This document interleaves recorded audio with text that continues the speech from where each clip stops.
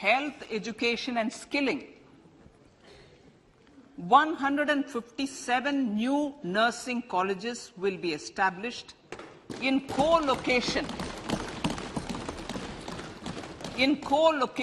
with the existing 157 medical colleges established since 2014.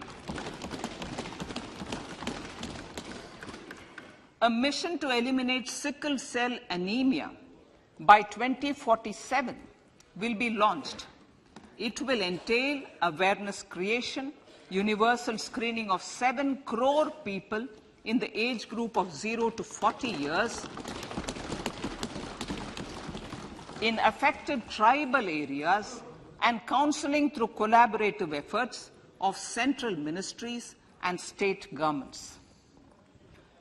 Facilities in select ICMR labs, Indian Council for Medical Research Labs, will be made available for research by public and private medical college faculty and private sector R&D teams for encouraging collaborative research and innovation.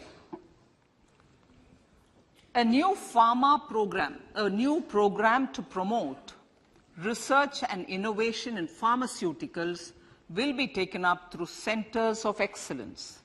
We shall also encourage industry to invest in research and development in specific priority areas. Dedicated multidisciplinary courses for medical devices will be supported in existing institutions to ensure availability of skilled manpower for futuristic medical technologies, high-end manufacturing and research. Teachers' training. Teachers' training will be re-envisioned through innovative pedagogy, curriculum transaction, continuous professional development, dipstick surveys, and ICT implementation. The District Institute of Education and Training will be developed as vibrant institutes of excellence for this purpose.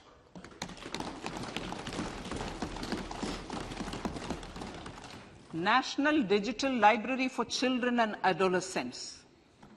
A National Digital Library for Children and Adolescents will be set up for facilitating availability of quality books across geographies, languages, genres, and levels, and device-agnostic accessibility. States will be encouraged to set up physical libraries for them at panchayat and ward levels and provide infrastructure for accessing the National Digital Library resources. Additionally, to build a culture of reading and to make up for pandemic time learning loss, the National Book Trust, the Children's Book Trust, and other sources will be encouraged to provide and replenish non-curricular titles in regional languages and in English to these physical libraries.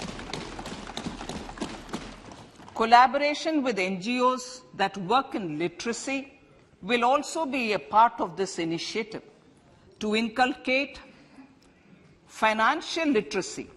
Financial sector regulators and organizations will be encouraged to provide age-appropriate reading material to these libraries. I move to priority 2, reaching the last mile. Prime Minister Vajpayee's government had formed the Ministry of Tribal Affairs and the Department of Development of Northeast Region to provide a sharper focus to the objective of reaching the last mile. Our government has formed the Ministries of Ayush, Fisheries, Animal Husbandry and Dairying, Skill Development, Jal Shakti and Cooperation. Building on the success of the Aspirational Districts program, the government has recently launched the Aspirational Blocks program covering 500 blocks for saturation of essential government services across multiple domains such as health, nutrition, education, agriculture, water resources, financial inclusion, skill development, and basic infrastructure. Manya Speaker, Sir, Pradhan Mantri PVTG, which is Primitive Vulnerable Tribal Groups Development Mission, is being launched. To improve socio-economic conditions of the particularly vulnerable tribal groups, the PVTGs as we refer them to, Pradhan Mantri PVTG Development Mission will be launched. This will saturate PVTG families and habitations with basic facilities such as safe housing, clean drinking water and sanitation, improved access to education, health, nutrition, road and telecom connectivity, and sustainable livelihood opportunities. An amount of 15,000 crores will be made available to implement the mission in the next 3 years under the Development Action Plan for the Scheduled Tribes. Ekalavya Model Residential Schools. In the next 3 years, Centre will recruit 38,800 teachers and support staff for the 740 Ekalavya Model Residential Schools, which is serving 3.5 lakh tribal students.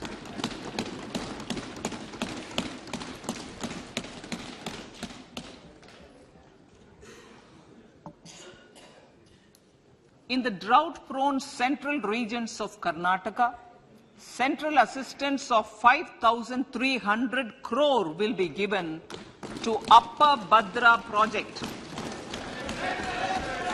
to provide sustainable micro-irrigation and filling up of surface tanks for drinking water. PM Awas Yojana.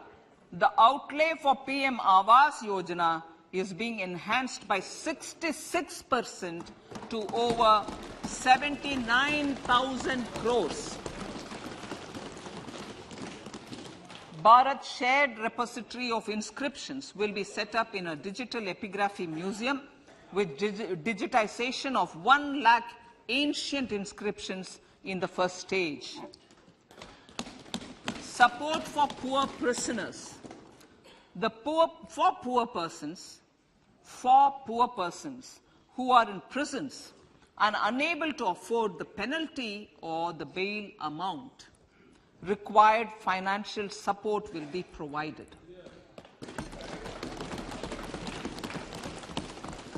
Priority number 3, infrastructure and investment. Investments in infrastructure and productive capacity have a large multiplier impact on growth and employment. After the subdued period of the pandemic, private investments are growing again. The budget takes the lead once again to ramp up the virtuous cycle of investment and job creation. Honorable Speaker, sir, the capital investment outlay is being increased steeply for the 3rd year in a row by 33% to 10 lakh crores, which would be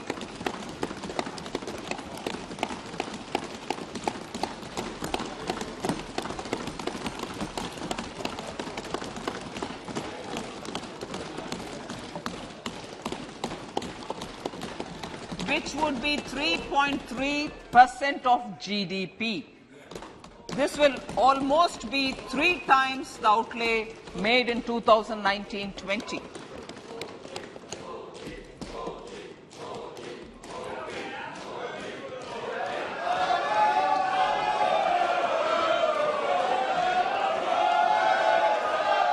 This substantial increase in recent years is central to the government's efforts to enhance growth potential and job creation, crowd in private investments, and provide a cushion against global headwinds.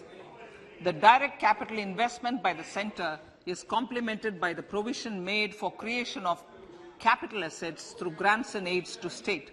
The effective capital expenditure of the centre is budgeted at 13.7 lakh crore rupees, which will be 4.5% of GDP.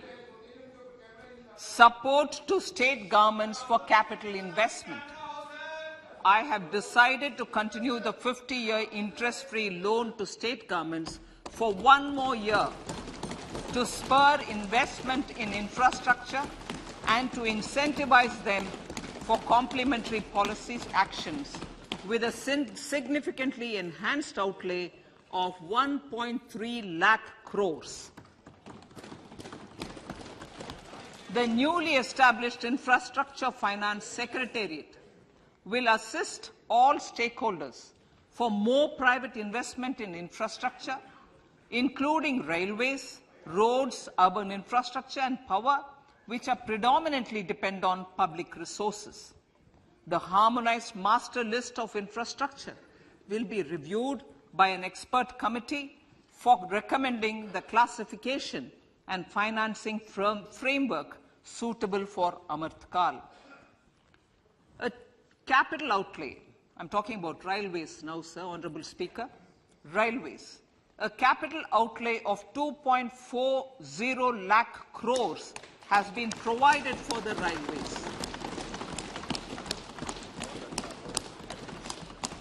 This is the highest ever outlay this highest ever outlay is about 9 times the outlay made in 2013-14.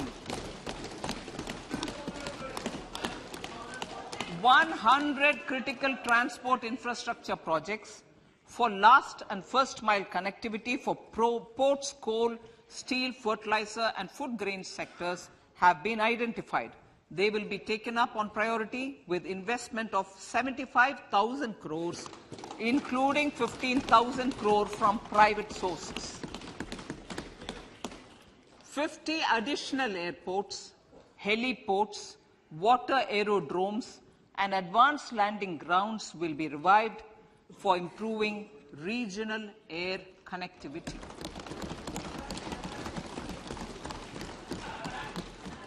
Sustainable cities for tomorrow.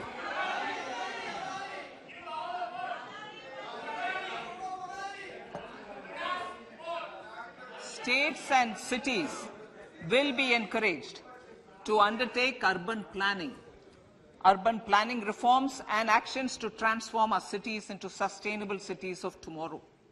This means efficient use of land resources, adequate resources for urban infrastructure, transit-oriented development, enhanced availability and affordability of urban land and opportunities for all. Through property tax governance reforms and ring-fencing user charges on urban infrastructure, cities will be incentivized to improve their creditworthiness for municipal bonds. Like the RIDF, an Urban Infrastructure Development Fund will be established through use of priority sector lending shortfall. This will be managed by the National Housing Bank and will be used by public agencies to create urban infrastructure in Tier 2 and Tier 3 cities. States will be encouraged to leverage resources from the grants of the 15th Finance Commission as well as existing schemes to adopt appropriate user charges while accessing the UIDF. We expect to make available 10,000 crore rupees per annum for this purpose. All cities and towns will be enabled for 100% mechanical desludging of septic tanks and sewers to transition from manhole to machine hole mode.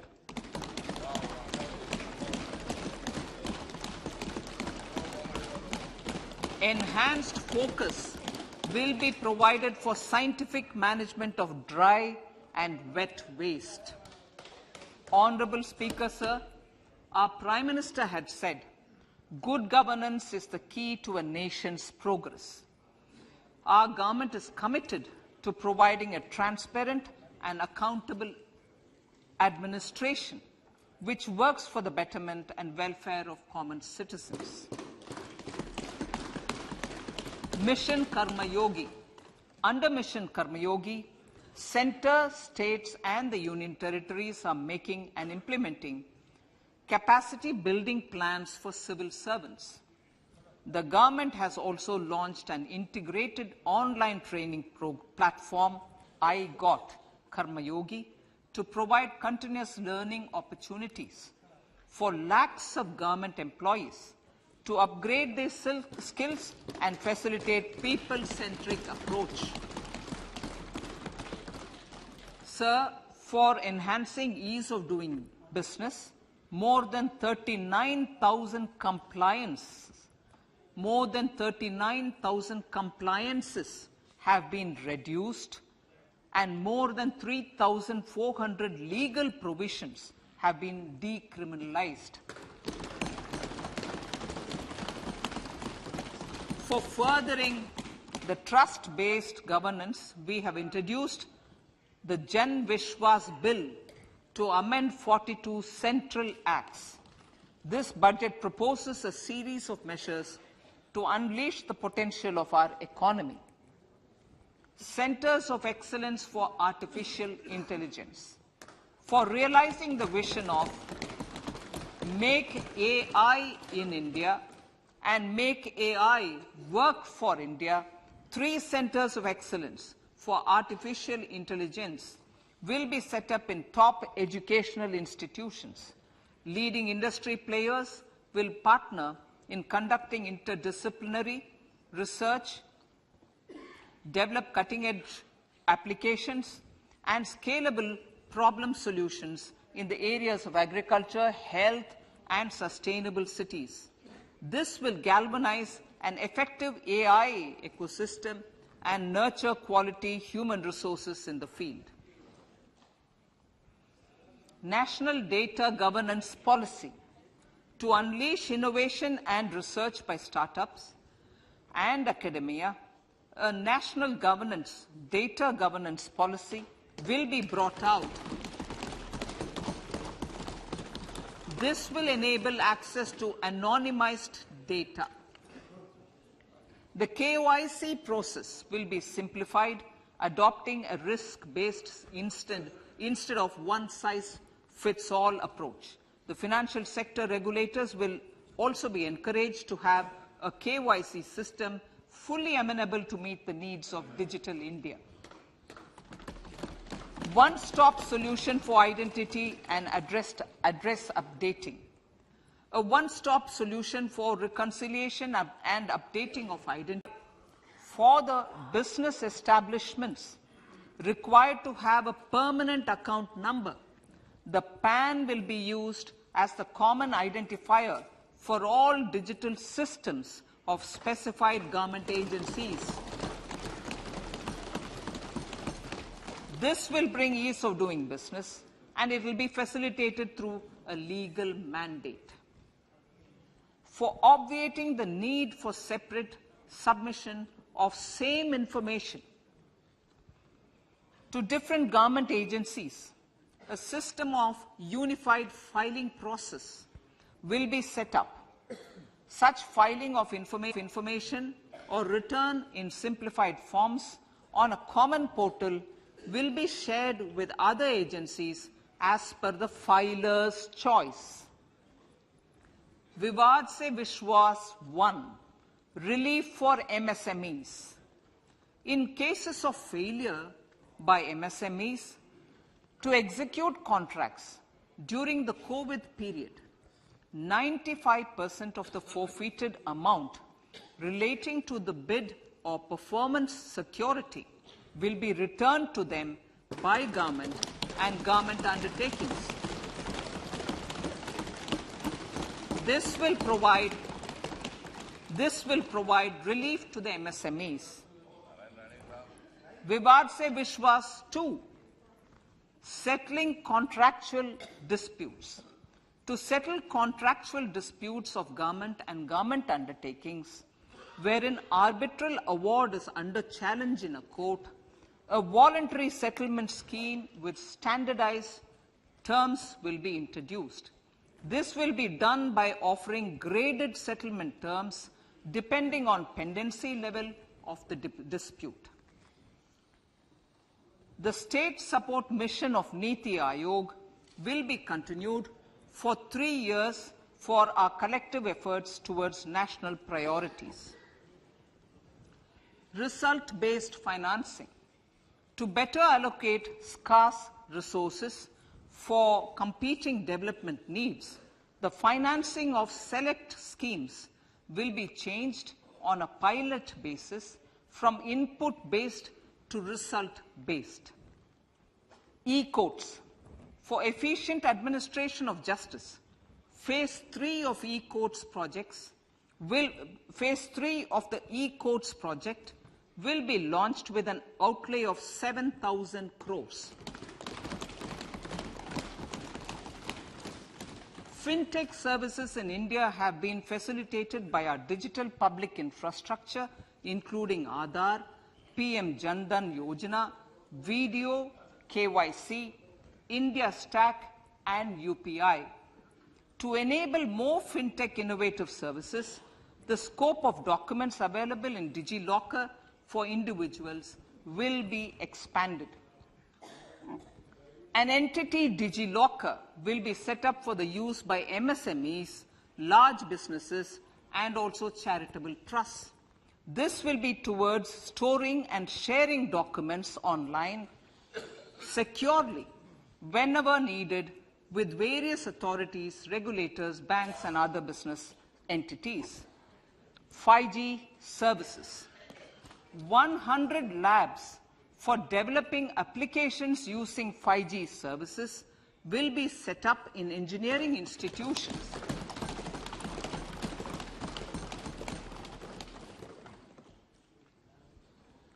To realize a new range of opportunities, business models, and employment potential, the labs will cover, among others, applications such as smart classrooms, precision farming, intelligent transport systems, and healthcare applications. Lab-grown diamonds. Lab-grown diamonds is a technology and innovation-driven emerging sector with high employment potential. These environment-friendly diamonds, which have optically and chemically the same properties as natural diamonds.